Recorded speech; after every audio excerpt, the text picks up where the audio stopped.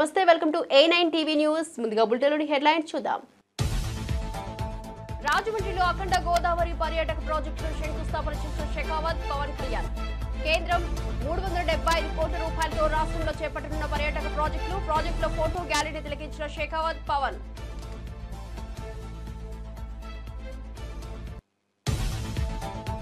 CM Revanth రెడ్డికి అవినీతి చక్రవర్తి బిరుదు ఇస్తున్నామని కవిత ప్రకటన. ఏడాదిన్నరలోనే 2 లక్షల కోట్ల అప్పు, ఆ డబ్బు ఏం చేశారని నిలదీసిన ఎమ్మెల్సీ. చంద్రబాబు రేవంత్ రెడ్డిల భేటీ తర్వాతే బనకచర్లకు గ్రీన్ సిగ్నల్ వచ్చిందని ఆరోపణ. ఎస్సీఓ రక్షణ మంత్రుల సమావేశంలో ఉగ్రవాదంపై రాజ్నాథ్ సింగ్ కీలక వ్యాఖ్యలు. ఉగ్రవాదం, WMDల వ్యాప్తిపై ఐక్యంగా పోరాడాలని పిలుపు. ఉగ్రవాదాన్ని పెంచి పోషించే దేశాలు తగిన మూల్యం చెల్లించుకోవాలని హెచ్చరిక. ఏపీలో కాంగ్రెస్ బలపడటం రాజకీయంగా చాలా అవసరమన్న వైఎస్ షర్మిల. కాంగ్రెస్ అధికారంలోకి వస్తేనే విభజన హామీలు సాధ్యమని వెల్లడి. బీజేపీ గడిచిన 10 ఏళ్లలో ఒక్క హామీ కూడా నెరవేర్చలేదని వ్యాఖ్య.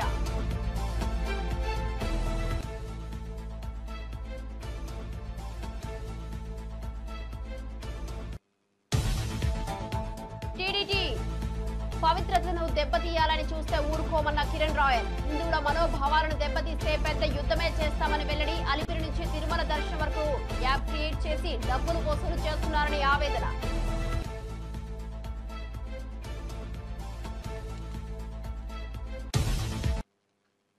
డీటెయిల్స్ చూస్తే రాజమండ్రిలో పర్యటించిన deputy CM Pawan Kalyan double engine సర్కార్ ప్రాధాన్యతను విశదీకరించారు. కేంద్రం రాష్ట్రం కలిసి పనిచేస్తే అద్భుత ఫలితాలు సాధ్యమవుతాయని తెలిపారు. రాజమండ్రి అంటే గోదావరి తీరం గుర్తొస్తుందని, ఇది తన మనసుకు ఎంతో ప్రత్యేకమన్నారు. గతంలో ఎన్నోసార్లు ఊహించిన అభివృద్ధి ఇప్పుడు కూటమి ప్రభుత్వంలో కేంద్ర సహకారంతో సాకారమవుతుందని హర్షం వ్యక్తం చేశారు. ఇక ప్రజలు ఆశించిన అభివృద్ధి కార్యాచరణలు త్వరలోనే ప్రారంభమవుతాయని పేర్కొన్నారు. రాష్ట్రంలో తాము చేపట్టిన ప్రాజెక్టులకు కేంద్రం పూర్తి మద్దతు కల్పిస్తోందని స్పష్టం చేశారు. కూటమి ప్రభుత్వంలో ప్రజలకు నూతన ఆశలు పుట్టినట్లు పవన్ వ్యాఖ్యానించారు. అలాగే గౌరవనీయ జలవనరుల శాఖ మంత్రివర్యులు మరియు జిల్లా ఇన్ఛార్జ్ మంత్రి శ్రీ నిమ్మల రామానాయుడు గారికి,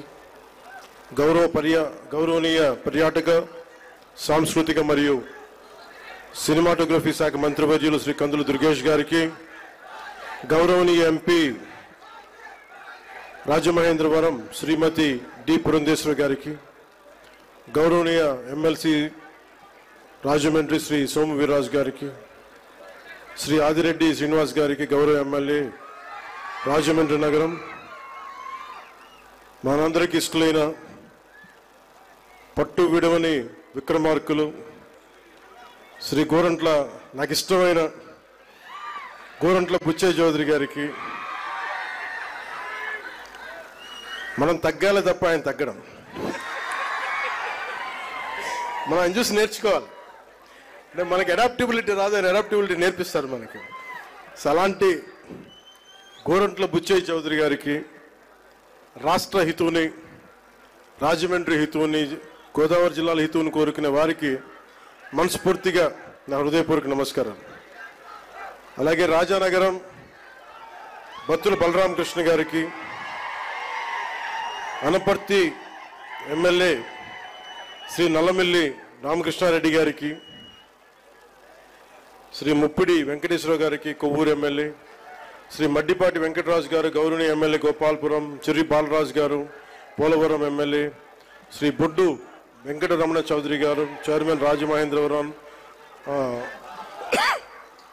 urban development authority, Shri Nukasani Balaji garu, Shri Ajay Jain garu, Shrimati P Prashanti garu, collector and జిల్లా మ్యాజిస్ట్రేట్ తూర్పుగోదావరి జిల్లా, అలాగే శ్రీ డి నరసింహకిషోర్ గారు, ఎస్పీ మన తూర్పుగోదావరి జిల్లాకి, ఎస్ చిన్నరాముడు ఐఏఎస్ గారికి, జాయింట్ కలెక్టర్, ఇక్కడికి విచ్చేసిన మీకు, మీ ద్వారా గోదావరి జిల్లాల ప్రజానీకానికి, ప్రత్యేకించి రాజమండ్రి ప్రజానీకానికి, సోదరీమణులకి, ఇక్కడికి విచ్చేసిన మీడియా ప్రతినిధులకి, ఎలక్ట్రానిక్ ప్రింట్ మీడియా ప్రతినిధులకి మీ అందరికీ ప్రత్యేకమైన నమస్కారాలు. రాజమండ్రి అనగానే గుర్తుకొచ్చేది గోదావరి తీరం ఎప్పుడు కూడా ఒక తీరం వెంబడి ఎప్పుడు నాగరికత ఉన్న చోట భాష. అఖండ గోదావరి టూరిజం ప్రాజెక్టుకు రాజమండ్రిలో శంకుస్థాపన చేసిన కేంద్ర మంత్రి గజేంద్ర సింగ్ షెకావత్ ప్రాజెక్టును పూర్తి స్థాయిలో అభివృద్ధి చేస్తామని హామీ ఇచ్చారు. 2035 నాటికి ఆంధ్రప్రదేశ్లో 30 లక్షల పర్యాటకులు వచ్చేలా ప్రణాళికలు రూపొందిస్తున్నట్లు వెల్లడించారు. 450 కోట్ల రూపాయలతో పర్యాటక అభివృద్ధి కార్యక్రమాలు చేపట్టనున్నట్లు తెలిపారు. రాజమండ్రిని వారసత్వ సాంస్కృతిక రాజధానిగా అభివృద్ధి చేస్తామని స్పష్టం చేశారు. దేశవ్యాప్తంగా పర్యాటక రంగాన్ని ఆకర్షణీయంగా తీర్చిదిద్దే లక్ష్యంతో మోదీ ప్రభుత్వం వేగంగా పనిచేస్తోందని చెప్పారు. ప్రపంచంలో పర్యాటక వృద్ధి అత్యధికంగా భారత్లోనే ఉందని తెలిపారు. ఉప ముఖ్యమంత్రి పవన్ కళ్యాణ్తో కలిసి ప్రాజెక్టుకు శంకుస్థాపన చేయడం ఆనందంగా ఉందని అన్నారు. పర్యాటక అభివృద్ధికి ఏపీలో అనుకూల వాతావరణం ఉందన్నారు. Dear friends, in 2023, tourism contributed 10% in global economy. But if we look towards India, it contributes only 6% in the country's economy. And the momentum is only accelerating and continuously picking up. With over 3 billion domestic visitors and nearly 20 million international arrivals expected in this year, India is fast becoming one of the world's most sought-after destinations. Our efforts have borne fruits on the global stage. Dear friends, India has moved up from the 54th to 39th position on the World Economic Forum's Travel and Tourism Development Index within just 3 years. Today, India proudly ranks among the top 10 countries of cultural, natural, and non-leisure tourism assets. Dear friends, from the snow-laden Himalayas to sun-kissed beaches, from yoga retreats to Sufi shrines, from medical tourism to adventure trails, India offers a complete tourism ecosystem.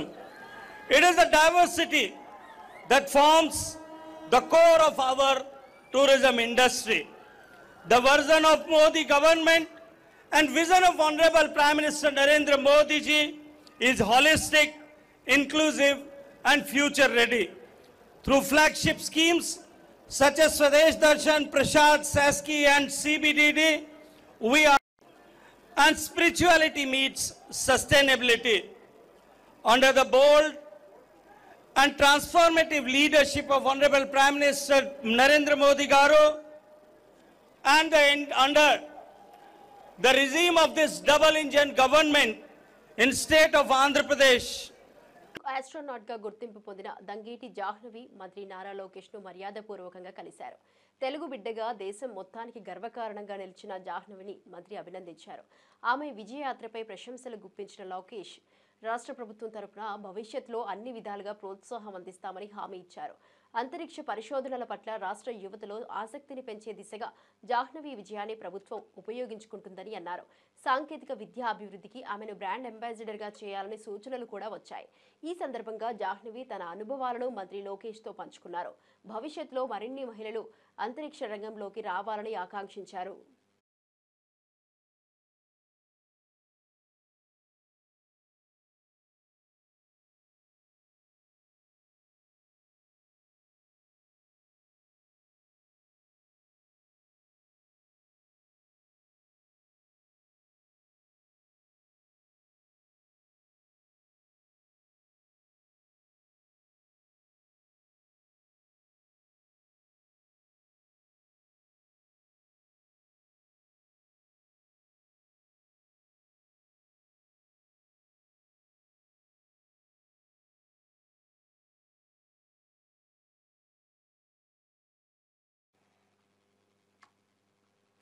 ఏపీలో కాంగ్రెస్ బలపడటమే విభజన హామీల సాధనకు మార్గమని AP PCC అధ్యక్షురాలు YS Sharmila అన్నారు. BJP గత 10 సంవత్సరాల్లో ఒక్క హామీ కూడా నెరవేర్చలేదని ఆరోపించారు. రాజధాని నిర్మాణ బాధ్యత కేంద్రానికి ఉండగా బీజేపీ అప్పులు మాత్రమే ఇస్తుందని విమర్శించారు. బీజేపీని ఎదుర్కొనే సత్తా కేవలం కాంగ్రెస్ కు మాత్రమే ఉందన్నారు. ఏపీలో మళ్లీ కాంగ్రెస్ ను బలపడేలా ప్రజలు మద్దతు ఇవ్వాలని ఆమె కోరారు. విభజన సమయంలో ఇచ్చిన హామీలు ఇప్పటికీ నెరవేరకపోవడంపై ఆగ్రహం వ్యక్తం చేశారు.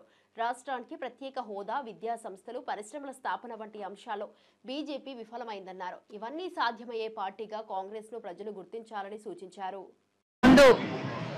కార్యాచరణ ఎలా ఉండబోవాలి, ఏ ఇష్యూస్ టేకప్ చేయాలి, నాయకుల, జిల్లాకు సంబంధించిన కార్యకర్తల అభిప్రాయాలను, సూచనలు తీసుకోవడానికి, వాళ్ళకున్న ఇబ్బందులను తెలుసుకోవడానికి ఇక్కడికి కాంగ్రెస్ పార్టీ అధ్యక్షురాలిగా నేనే రావటం జరిగింది. కాంగ్రెస్ పార్టీ బలపడ్డం ఈరోజు రాజకీయంగా చాలా అవసరం. రాజకీయంగా మా పార్టీకి మాత్రమే కాదు, ఆంధ్ర రాష్ట్రానికి కూడా కాంగ్రెస్ పార్టీ బలపడాల్సిన అవసరం ఉంది. ఎందుకంటే ఒక కాంగ్రెస్ పార్టీ అధికారంలోకి వస్తే మాత్రమే ఆంధ్ర రాష్ట్రానికి సంబంధించిన విభజన హామీలలో ఏ ఒక్క హామీ అయినా నెరవేరే అవకాశం ఉంది అంటే అది ఒక కాంగ్రెస్ పార్టీ అధికారంలోకి వస్తే మాత్రమే సాధ్యమవుతుంది. బీజేపీ కేంద్రంలో 11 సంవత్సరాలుగా అధికారంలోనే ఉంది. కానీ ఒక్కటంటే ఒక్క విభజన హామీ కూడా ఇప్పటి వరకు పూర్తి చేయలేదు బీజేపీ. ఇప్పటికి కూడా మన రాజధానికి కావాల్సిన పూర్తి ఫండ్స్ వాళ్ళు ఇచ్చి కట్టాల్సి ఉంది విభజన హామీలో. అయితే ఇప్పటికీ కూడా వాళ్ళు అప్పులే ఇస్తున్నారు. పోలవరం ప్రాజెక్టు జాతీయ ప్రాజెక్టుగా పూర్తి చేయాల్సిన బాధ్యత కేంద్రానిదైతే ఇప్పటికీ కూడా 45 మీటర్లలో కాదు 41 మీటర్లోనే దీన్ని పూర్తి చేయాలి అని పార్లమెంట్లో చెప్పినా కూడా వైసీపీకి చెందిన ఎంపీలు కానీ, టీడీపీకి చెందిన ఎంపీలు కానీ, జనసేనకు చెందిన ఎంపీలు కానీ ఏ ఒక్కరూ నోరు విప్పలేదు.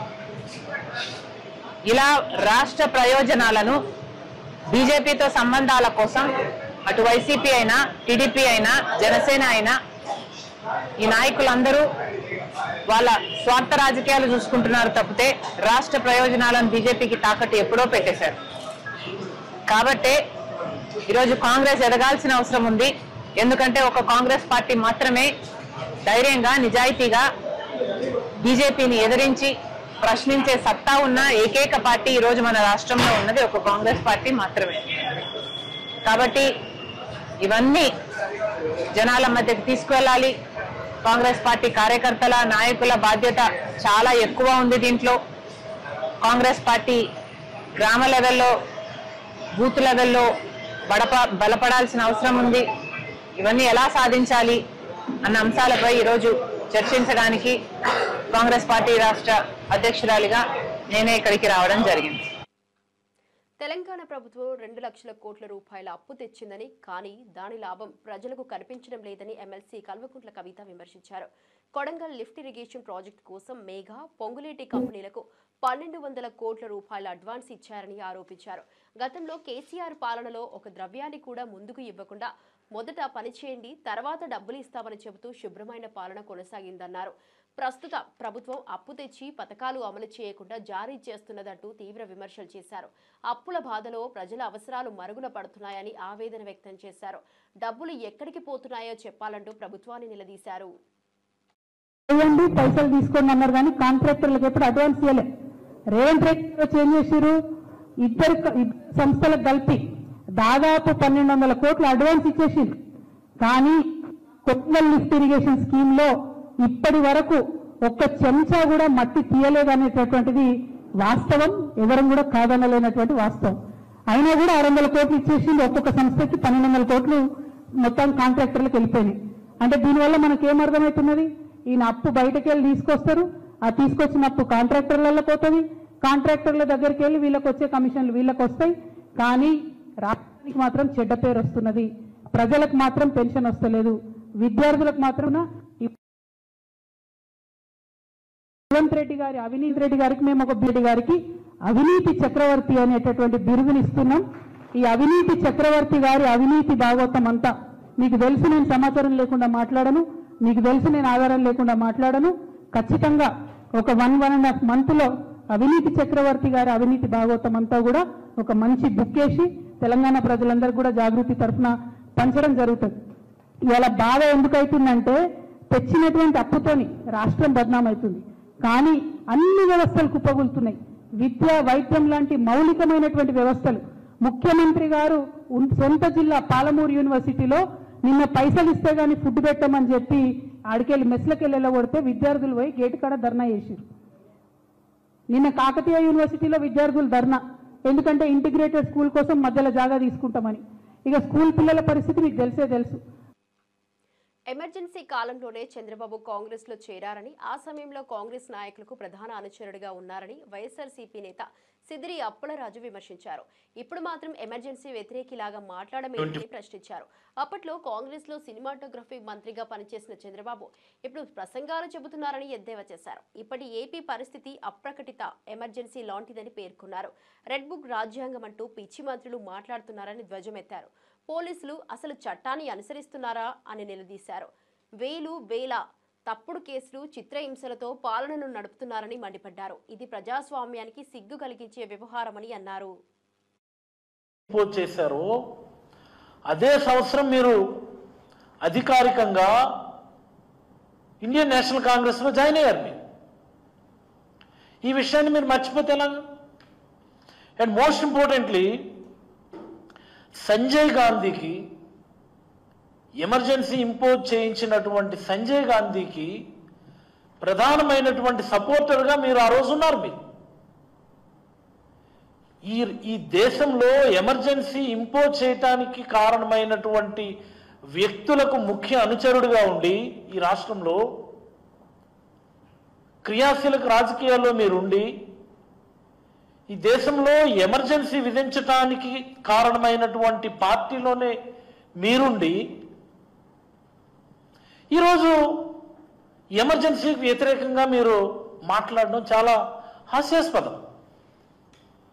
ఇది చరిత్ర. ఇది మీరు మర్చిపోవచ్చేమో కానీ ఈ రాష్ట్రంలో ఉన్నటువంటి ప్రజలు ఎవరు కూడా మర్చిపోరు. మీ రాజకీయ ప్రస్థానం ఎలా మొదలైంది అనేది మనం ఒకసారి గమనిస్తే.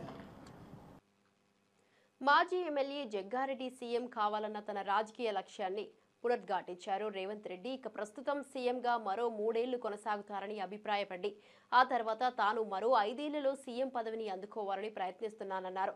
మొత్తం 9 ఏళ్లలో తన లక్ష్యాన్ని సాధించాలని నిర్ణయించుకున్నట్లు తెలిపారు. కాంగ్రెస్ పార్టీలో తనకు ఉన్న విశ్వాసంతో పాటు ప్రజల మద్దతుతో ఈ లక్ష్యం సాధ్యమవుతుందని ఆశాభావం వ్యక్తం చేశారు. రేవంత్ రెడ్డితో తనకు మంచి అనుబంధం ఉందని, పార్టీకి తాను ఎల్లప్పుడూ కట్టుబడి ఉంటానని స్పష్టం చేశారు. సుదీర్ఘ ఎంత 9,000 కోట్ల రూపాయలు 9,000 కోట్ల రూపాయలు 9 రోజులు 9,000 కోట్ల రూపాయలు 9 రోజులు. ఇది కాంగ్రెస్ గవర్నమెంట్, ముఖ్యమంత్రి రేవంత్ రెడ్డి గారు, ఫైనాన్స్ మినిస్టర్ బట్టి విక్రమార్క గారు, మా ఆల్ మినిస్టర్స్ యొక్క పనితీరు. గతంలో బీఆర్ఎస్ గవర్నమెంట్ ఉన్నప్పుడు వాళ్ళు ఏం చేసారు? అప్పుడు వాళ్ళు వేయలేదని మేము అంటలేం కదా, వాళ్ళు రైతు బంధు అన్నారు, వాళ్ళు వేసారు.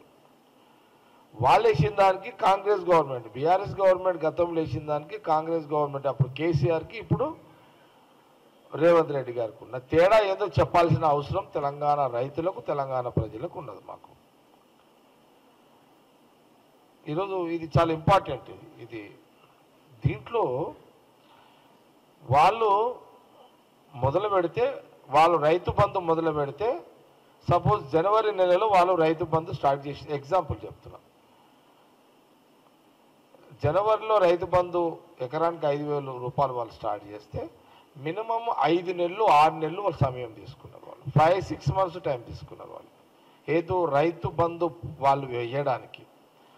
అంటే ఎప్పుడు వాళ్ళు వేసినా రైతు బంధు 5,000 వేసినా 6,000 కోట్లు వేసినా కిస్తీల ప్రకారం నడిపించింది వాళ్ళ కథ. కిస్తీలే, మళ్ళీ అక్కడ కూడా కిస్తీల ప్రకారం ఎట్లా చేసారు? సపోజు 9-10 వేల కోట్లు వేయాలనుకోండి, దాన్ని ఏం చేసారు?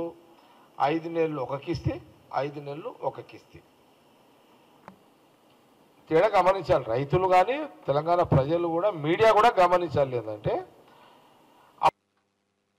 వైఎస్ఆర్సీపీ కార్యకర్తలు మళ్లీ రప్ప అంటే ప్రజలు ఎదురు తిప్పుతారని హోంమంత్రి వంగలపూడి అనిత తీవ్ర వ్యాఖ్యలు చేశారు. జగన్ పాలన విధ్వంసానికి చిహ్నమని, అతని సైకో నైజాన్ని ప్రజలు అర్థం చేసుకోవాలని సూచించారు. పల్నాడు పర్యటనలో జరిగిన ఘటనలో 3 ప్రాణాలు పోయాయని, అంబులెన్స్ కు దారి ఇచ్చి ఉంటే మధు ప్రాణాలు ఉండేవని ఆవేదన వ్యక్తం చేశారు. జగన్ బ్యాచ్ ఆటలు ఇక సాగవని స్పష్టంగా హెచ్చరించారు. గత 5 ఏళ్లుగా జగన్ ప్రజల మధ్య విద్వేషాలు, విధ్వంసం సృష్టించారని ఆగ్రహం వ్యక్తం చేశారు. ప్రజలే ఇక ఫైనల్ నిర్ణయం తీసుకునే సమయం వచ్చిందని తెలిపారు. రాష్ట్రాన్ని రక్షించాలంటే ఈ విధ్వంస రాజకీయాలను ప్రజలే తిప్పికొట్టాలన్నారు. ఇక్కడ కూడా అంటే ఎంత దారుణమైన పరిస్థితి అంటే, ఒక చీప్ లిక్కర్ ప్రజలకు అందించి ఆ లిక్కర్ మీద కూడా 15 సంవత్సరాలకి మా రాష్ట్రంలో ఇంతమంది తాగుతారు, దీని మీద ఇంత ఆదాయం వస్తుంది కాబట్టి నాకు ఇంత అప్పు ఇవ్వండి అని 25,000 కోట్ల రూపాయలని కూడా అప్పు తీసుకొచ్చేసిన పరిస్థితి నుంచి ఈరోజు ఆర్థిక వ్యవస్థని ఈరోజు గాడిలో పెట్టడానికి నిజంగా గౌరవ చంద్రబాబు నాయుడు గారు ముఖ్యమంత్రి వర్యులు చేస్తున్న కృషి మనందరం కూడా చూస్తున్నాం. ఒకటి మాత్రం నిజమండి, కూల్చివేతలతో మొదలు పెట్టాడు, విధ్వంసం చేశాడు, విద్వేషాలను రెచ్చగొట్టాడు, హింసను ప్రేరేపించాడు, వాళ్ళ తాలూకా మంత్రులు ఎమ్మెల్యేల చేత బూతులు తిట్టించాడు, అసెంబ్లీ సాక్షిగా మా చంద్రబాబు నాయుడు గారి చేత కన్నీళ్లు పెట్టించారు, అదేవిధంగా నారా బోనమ్మని నోటుకొచ్చినట్టు మాట్లాడించారు. ఇంకా మాలాంటి వాళ్ళం అయితే ఇంకా అది వేరే విషయం. అంటే ఒక్కొక్కసారి ఎందుకు గుర్తు తెచ్చుకోవాలంటే, జగన్మోహన్ రెడ్డి ఈ రోజు వచ్చి నీతి కబుర్లు చెప్తున్నాడు. అదేవిధంగా వాళ్ళ తాలూకా విధ్వంసం చేసే ఆ జనాలు కూడా, వైసీపీ మూకలు కూడా బయటకు వచ్చి ఈరోజు నీతులు చెప్తున్నాయి. ఆ నీతులు చెప్పేటప్పుడు లాస్ట్ 5 సంవత్సరాలు వీళ్ళు ఏం చేశారన్న సంగతి కూడా గుర్తు చేయాలి అనే ఉద్దేశంతో, బయటికి రావాలంటే పరదా ఉండాలి, బయటికి రావాలంటే చెట్లు నరికేయాలి, అతను బయటకు వచ్చాడంటే షాపులు మూసేయాలి, జగన్మోహన్ రెడ్డి బయటకు వస్తున్నాడంటే షాపులు మూసేయాలి, జగన్మోహన్ రెడ్డి ఒక మీటింగ్ పెట్టాలంటే తెలుగుదేశం పార్టీ వాళ్ళందరినీ కూడా హౌస్ అరెస్టులు చేయాలి, అదేవిధంగా అతని గురించి ఎవరైనా గట్టిగా సోషల్ మీడియాలో మాట్లాడితే వాళ్ళని తీసుకొచ్చి సిఐడి కేసులు పెట్టి ఇరికించాలి. ఆ సిఐడి కేసులు పెట్టేదానికి కూడా వయసులతో సంబంధం లేదు. 60-70 సంవత్సరాల అంకబాబు గారైనా సరే, లేకపోతే 65 సంవత్సరాల వృద్ధులైనా సరే, మహిళలైనా సరే, ఎవరినైనా సిఐడి చేతిలో పెట్టుకుని, ఆ రోజు పోలీస్ వ్యవస్థను చేతిలో పెట్టుకుని సామాన్యమైన ప్రజలు ఎన్ని రకాల హింసలు పెట్టారో ఈ రోజు నేను గుర్తు చేస్తున్నా. ఈ రోజు వీళ్ళు బయటకు వచ్చి మాట్లాడుతున్నారు. మేము ఏమైనా ఏంటది ఏదో ఆంక్షలు విధించామా అని మాట్లాడారు. మొన్న కూడా నేను దాని గురించి ఆంక్షలు విధించారని మాట్లాడేదానికి. ఈ రోజు ప్రజలు ఆంక్షలు లేకుండా ప్రశాంతంగా బతుకుతున్నారు. ఒక పరదా లేదు, ఒక చెట్లు కొట్టడం లేదు, ఒక షాపులు మూసివేత లేదు, ఒక హౌస్ అరెస్ట్ లేదు. ఆఖరికి జగన్మోహన్ రెడ్డి ఎక్కడైనా పరామర్శకి వెళ్తానన్నా కూడా అది చైనాలో జరిగిన ఎస్సీఓ రక్షణ మంత్రుల సమావేశంలో భారత రక్షణ మంత్రి రాజ్నాథ్ సింగ్ ఉగ్రవాదంపై కఠిన వ్యాఖ్యలు చేశారు. ఇక ఉగ్రవాదాన్ని ప్రోత్సహించే దేశాలు తగిన పరిణామాలు ఎదుర్కోవాల్సిందేనని హెచ్చరించారు. ఉగ్రవాదం ఉన్న చోట శాంతి, అభివృద్ధి సాధ్యమని అన్ని సభ్య దేశాలు కలిసికట్టుగా ముందుకు రావాలన్నారు. సరిహద్దు ఉగ్రవాదాన్ని విధానపరమైన ఆయుధంగా వాడే దేశాలను ఎస్సీఓ ఖండించాలని పిలుపునిచ్చారు. రాడికలైజేషన్, పరస్పర విశ్వాస లోపం వంటి అంశాలు కూడా ఈ ప్రాంతానికి ప్రమాదకరమని నొక్కి చెప్పారు. ద్వంద్వ ప్రమాణాలకు తావుండకూడదని, ఉగ్రవాదం ఏ రూపంలో ఉన్నా అతిగా వ్యతిరేకించాలని సూచించారు. ఎస్సీఓ దేశాలు సమిష్టిగా ఈ సమస్యలను ఎదుర్కోవాలన్నారు.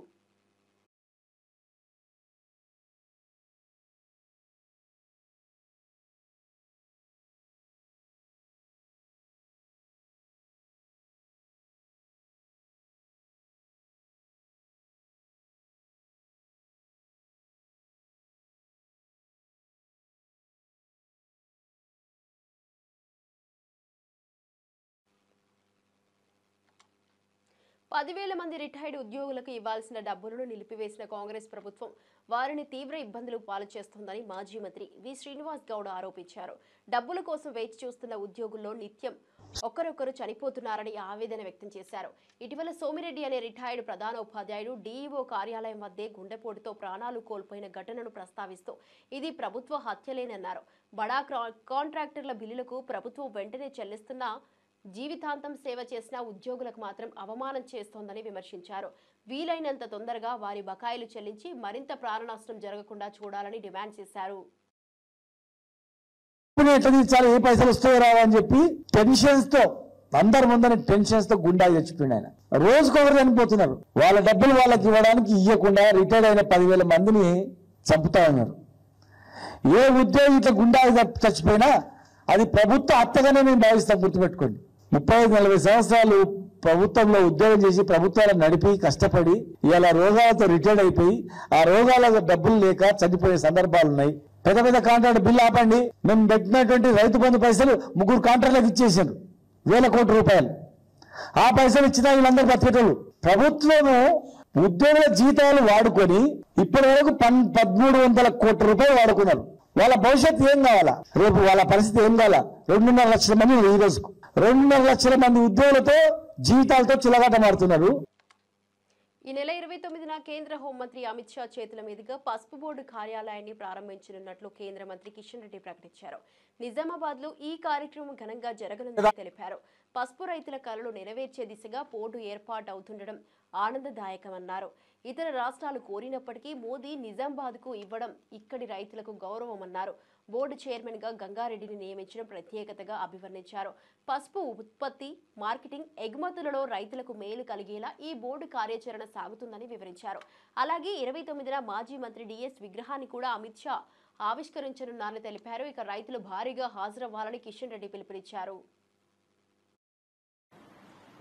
చిన్న ప్రయత్నము ఇది. అందరూ రైతులందరూ కలిసి ఈ కార్యక్రమాన్ని విజయవంతం చేసుకోవాలి. భవిష్యత్తులో ఈ యొక్క జాతీయ పసుపు బోర్డు ద్వారా రైతులకు మేలు జరిగే విధంగా కార్యాచరణ ప్రణాళిక రూపొందించుకోవాలని చెప్పి నేను జిల్లా రైతులందరూ కూడా కోరుతా ఉన్నాను. రైతులందరూ కూడా పూర్తి సమన్వయంతో మరి అందరూ కూడా కార్యక్రమానికి రావాల్సిందిగా ఆహ్వానిస్తా ఉన్నాను. ఒకసారి కార్యాలయం ప్రారంభమైన తర్వాత భవిష్యత్ కార్యాచరణ ఏ రకంగా ఉండాలో మనకు మరి కామర్స్ మినిస్టర్ అయినటువంటి పీయూష్ గోయల్ గారు కానీ లేక హోంమంత్రి గారు కానీ రాష్ట్ర ప్రభుత్వం నుంచి వచ్చేటువంటి మరి మంత్రులు కావచ్చు, దేశంలో పసుపు ఉత్పత్తి పెరిగే విధంగా పసుపు ఉత్పత్తి చేసేటువంటి రైతులకు లేకపోతే పసుపుకు సంబంధించినటువంటి వాల్యూ యాడెడ్ చేసేటువంటి అన్ని వర్గాలకు మేలు జరిగే విధంగా ఉపాధి అవకాశాలు మెరుగుపడే విధంగా ఇది. రైతుల పట్ల రేవంత్ రెడ్డి వైఖరిపై బీఆర్ఎస్ నేత పట్లోళ్ల కార్తిక్ రెడ్డి తీవ్ర స్థాయిలో విరుచుకుపడ్డారు. రైతులకు కేసీఆర్ కన్నతల్లి అయితే రేవంత్ సవతి తల్లి లాంటి వాడని విమర్శించారు. రైతు బంధు, రైతు భరోసా వంటి పథకాలు నిజమైన సహాయమని, అలాంటి సహాయంపై బజారులో ప్రకటనలు చేసుకుంటే అది రైతుల ఆత్మాభిమానాన్ని దెబ్బతీసేదిగా ఉంటుందని అన్నారు. కన్నతల్లి బిడ్డ ఆకలితో ఉన్నదా లేదా అనేది చూస్తుందంటే సవతి తల్లి బయట చూపులు చూస్తుందన్నారు. రేవంత్ పాలనలో రైతులు నిరాశకు గురవుతున్నారని, ఇదే తేడా కేసీఆర్ రేవంత్ మధ్య ఉందని స్పష్టం చేశారు. రైతులను మోసం చేసే విధానాన్ని నిలదీసే ప్రజా ఉద్యమం తప్పదన్నారు. ఇక్కడ ఉన్న ప్రజలు, రంగారెడ్డి జిల్లాలో ఉన్న ప్రజలు పని చేసేది తెలంగాణ అభ్యున్నతికే, భారతదేశంలో మేము కూడా ఒక పౌరులమని ముఖ్యమంత్రి గారికి మీ ద్వారా గుర్తు చేస్తున్నాం. రంగారెడ్డి జిల్లాకి ఒక ప్రత్యేకత ఉంటుంది, ఒక ప్రాముఖ్యత ఉంటుంది. తలసరి ఆదాయంలో హర్యానాలో గురుగావ్ తర్వాత 2వ స్థానంలో భారతదేశంలో నిలిచిన ఒక ఘనత రంగారెడ్డి జిల్లా. అదే కాకుండా భారతదేశానికి, తెలంగాణకే కాదు భారతదేశానికి వనరులు సమకూర్చే ఒక టాప్ 5 డిస్ట్రిక్ట్స్లో, అది ఆర్థిక వనరులే కానివ్వండి, మానవ వనరులే కానివ్వండి, ఇంకేమున్నా కూడా టాప్ 5 డిస్ట్రిక్ట్స్లో భారతదేశంలోనే మా జిల్లా రంగారెడ్డి జిల్లా ఉంటుందనే విషయం కూడా గుర్తు చేస్తున్నా. ఇవన్నీ ఎందుకు ఒట్టినే వచ్చినాయా? ఎవరు త్యాగాలు చేయకుండా మా జిల్లా వాసులే కానీ, మా జిల్లా రైతులే కానీ, ప్రజలే కానీ కష్టపడకుండా రంగారెడ్డి జిల్లా ఈరోజు స్థాయిలో ఉన్నదా అని నేను అడుగుతున్నా. ముఖ్యంగా రంగారెడ్డి జిల్లాకు సంబంధించిన రైతులు వేలాది లక్షలాది ఎకరాలు దారాదత్తం చేసి ప్రభుత్వానికి, తద్వారా ప్రభుత్వం ఈ యొక్క భూములని డెవలప్ చేసి రోడ్లు వేసో లేకపోతే ఇన్ఫ్రాస్ట్రక్చర్ ద్వారా డెవలప్ చేసి దీన్ని పెట్టుబడులు తీసుకొచ్చి రంగారెడ్డి జిల్లా ద్వారానే తెలంగాణ రాష్ట్రానికి సగం పైన ఆదాయం వస్తుందని చెప్పి మీ అందరి ద్వారా యాద్ చేస్తున్నారు. ఇవన్నీ ఎందుకు మాట్లాడుతున్నాం అంటే మీరందరూ చూస్తున్నారు గత 2 రోజుల నుంచి, గత వారం రోజులు, 10 రోజుల నుంచి ఏం జరుగుతుందనేది. ముఖ్యమంత్రి గారు ఈసారి ఈ దఫా జరుగుతున్న వంటి రుణమాఫీ, రైతు బంధును ఖచ్చితంగా, నేను రైతు బందే అంటాను, ఇంకా దాన్ని రైతు భరోసాని ఇంకా నాకు నోటికి వస్తలేదు కాబట్టి రైతు బందే అది ఈ దఫా రైతు బంధుని ముమ్మాటికి 9 రోజుల్లో తెలంగాణలో ఉన్న ప్రతి రైతు అకౌంట్లో పైసలు వేస్తామని చెప్పారు. అది మొదలుపెట్టిన కొన్ని కాడికి అది నిజంగా ఎంత మేర సక్సెస్ఫుల్ అయిందనేది ఒక సబ్జెక్ట్ అయితే నిజంగా. బోనాల పండుగ ప్రారంభమైన సందర్భంగా గోల్కొండలో ప్రత్యేక పూజలు జరిగాయి. జగదాంబిక అమ్మవారి ఆలయంలో ఎమ్మెల్సీ కల్వకుంట్ల కవిత బోనం సమర్పించారు. సంప్రదాయ వస్త్రాధరణలో పాల్గొన్న ఆమె అమ్మవారిని దర్శించి ప్రత్యేక పూజలు నిర్వహించారు. ఈ సందర్భంగా ఆమెకు దేవస్థానం అధికారులు సత్కారం చేశారు. ఇక ప్రతి ఏడాది బోనాల పండుగ ప్రారంభ వేడుకల్లో పాల్గొనే సంప్రదాయం ఈసారి కూడా కొనసాగించారు. భక్తుల కేరింతల నడుమ ఆలయం చుట్టూ పూజా కార్యక్రమాలు జోరుగా సాగాయి. అనంతరం ఆమె మీడియాతో మాట్లాడుతూ బోనాల పండుగ తెలంగాణ సంస్కృతికి ప్రతీకగా నిలుస్తుందని తెలిపారు. రాష్ట్ర ప్రజలందరికీ శుభాకాంక్షలు తెలిపారు. గోల్కొండ బోనాల నేపథ్యంలో పటిష్టమైన భద్రతా ఏర్పాట్లు చేపట్టినట్లు అధికారులు తెలిపారు.